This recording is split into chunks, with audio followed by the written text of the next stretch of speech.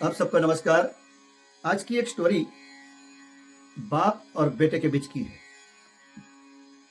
एक बाप, एक पिताजी अपनी एक दुकान चलाते थे। इतनी अच्छी दुकान चल रही थी, अच्छी तरह से अपने परिवार का परवरिश कर रहे थे। घर में एक छोटा सा बच्चा था, 5 साल का बच्चा था। हर रोज दोपहर हो जाती और वो बेटा दुकान पे आ जाता और पापा के साथ बैठता, पापा के साथ खेलता, पापा के साथ बातें करता था। व्यापारी को जब मौका मिलता था तब उन्होंने एक बुक रखी थी।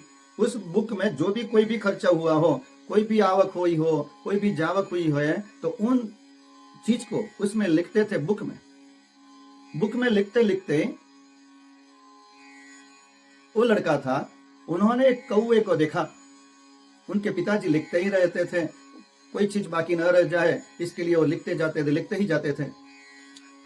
लेकिन ऐसा हुआ, जो बेटा था वो कौवे को देखकर पापा को बातें करता था। पापा देखो ये कौवा है। पापा ने बोला हाँ बेटा वो कौवा है। एक बार कहा कि पिताजी देखो ये कौवा है। पिताजी ने कहा हाँ बेटा वो कौवा है। तो ऐसे 3-4 बार पूछा तो उन्होंने जो बुक में लिखना था उसके साथ ये भी लिख लिया, हाँ बेटा ये भी कौवा है, हाँ बेटा ये भी कौवा है। 4-5 बार बच्चे ने पूछा, 4-5 जवाब दिया, तो बातों बातों में वो चीज भी लिख दी, हाँ बेटा वो भी कौवा है, हाँ बेटा वो भी कौवा है। वही लड़का जैसे जैसे उनकी पढ़ाई पूरी हो गई, बच्चा बड़े होने लगा, उनकी पढ़ाई हो गई, बच्चा बड़ा हो गया। उसके बाद उनको लगा कि ये मेरा बेटा अब कैपेबल हो गया है, उनको मेरी ये जिम्मेदारी सौंप देनी चाहिए, क्योंकि मेरी उम्र हो गई है रिटायर्ड होने के लिए। तो वैसे ही वो बेटा भी अच्छा कैपेबल था, एजुकेटेड था। उन्होंने पिताजी का काम था बिजनेस का, वो उन्होंने हाथ में ले लिया और जैसे ही पिताजी करते थे वैसे ही वो बिजनेस करने लगा। पिताजी से भी ज्यादा अच्छा बिजनेस करने लगा, क्योंकि उनके पास एजुकेशन था, नई मॉडर्न सिस्टम थी उनके पास। एक दिन ऐसा हुआ, उनके पिताजी घर पे थोड़े बोर हो रहे थे, तो हर रोज दोपहर को आ जाते थे। दोपहर को आकर बेटे से बात करते थे। बात करते करते वो बात, दूसरी बात, तीसरी बात, ऐसे 4-5 बातें करते थे। तो बेटे को गुस्सा आ गया, अरे तुम इतनी क्यों बातें करते हो, मेरे को इतने कस्टमर हैं, मेरे को इतना लिखना है, मेरे को व्यापार करना है, कोई चीजें मैनेज करनी है, आप क्यों बातें करते हो, आप घर पे रहते हो तो क्यों यहाँ आते हो, मेरे को डिस्टर्ब होती है। ऐसे बाप को डांटने लगा। बाप को लग गया बुरा। बाप ने बोला, बाप होता है यार, बाप होता है। उन्होंने दूसरे दिन उनकी जो पुरानी बुक थी वो पुरानी बुक लेके आए और वो बताया, देखो बेटा ये मेरी पुरानी बुक है, जिसमें मैंने जितना भी बिजनेस किया सब डिटेल इसमें है, आप उसको पढ़ो।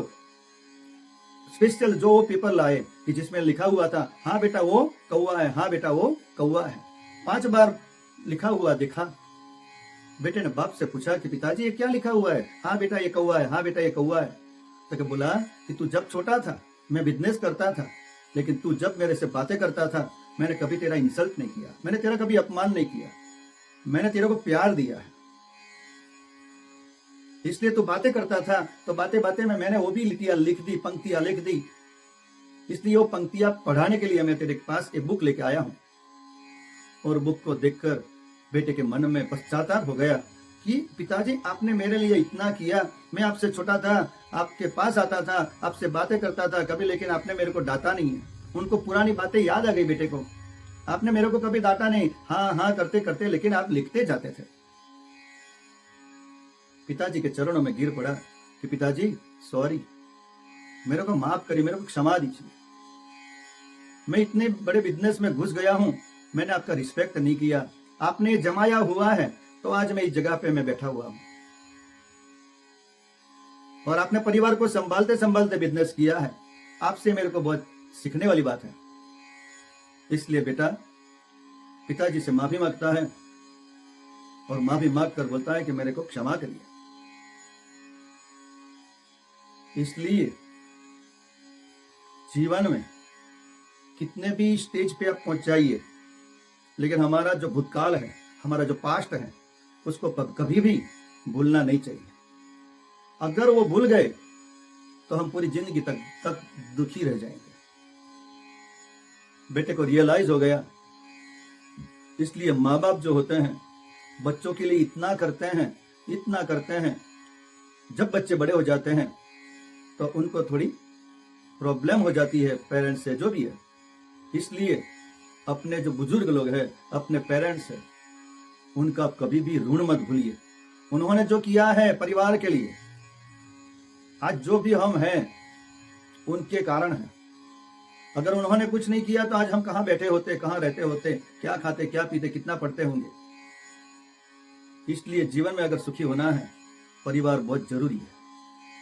परिवार के साथ तालमेल लेके, मिलजुल के रहेंगे और अपने आप प्रगति हो जाएगी, क्योंकि सबसे बड़ा सुख घर है। और पूरा जो दुनिया का जो रिलेशन है सब स्वार्थमयी है। इसलिए अपना भूतकाल कभी भी मत भूलिए।